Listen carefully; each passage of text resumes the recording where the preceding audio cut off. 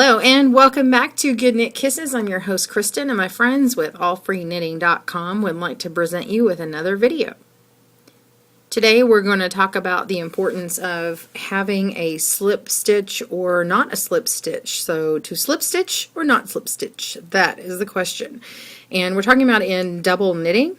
When you're going to have a reversible fabric, it's knitted, it looks like it's got a knit on both sides, it's nice and thick. And I made a little mock-up on this side over here showing you what it looks like when I make a slip stitch as a beginning stitch, and that means that I don't knit it over on the very first peg. I don't wrap it and knit it. So if you notice, these rows here are nice and uniform, 1, 2, 3, 4, 5, and then this one looks different. If you can't see that, I'll see if I can bring it a little closer. So it looks a little bit smaller, and it's the same on the opposite side. It's a little bit of a thinner edge to it. If you look at this side here, it's nice and clean. It's got even rows here. So these are all nice and uniformly the same width. And look on the back side. So it's nice. They all look exactly the same. So this looks a little bit different on here. So I encourage you to check those out. I'm going to show you what I mean by having one or not having one. So when you are ready to go on to your next row, you've already knitted over and moved on.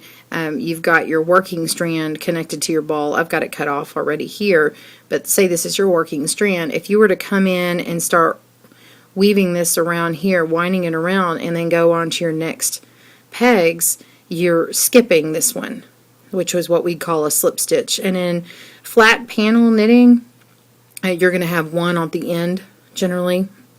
But if you were to take this and wrap it and come back around and wrap that one again before moving on, then you would get a look that's more like this. So just to show you what this stitch looks like, what we'll do is wrap it, go around the inside, make it come around, make an E, come around the back side of this, make it crisscross here.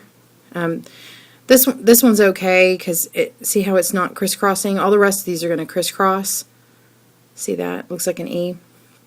But let me show you what this looks like. If I go on the outside here and come around and then come around again, this one's not going to cross. So in order to get a uniform look, I actually come into the left side on the inside between these first two, go around the inside again, and now crisscross over. So just continue in that way, and then you will get a nice even fabric that you weave. Knit over, and you have completed your stitch. Thanks for tuning in to Good Knit Kisses. Again, this is Kristen, and my friends with allfreeknitting.com would like to thank you and wish you happy looming.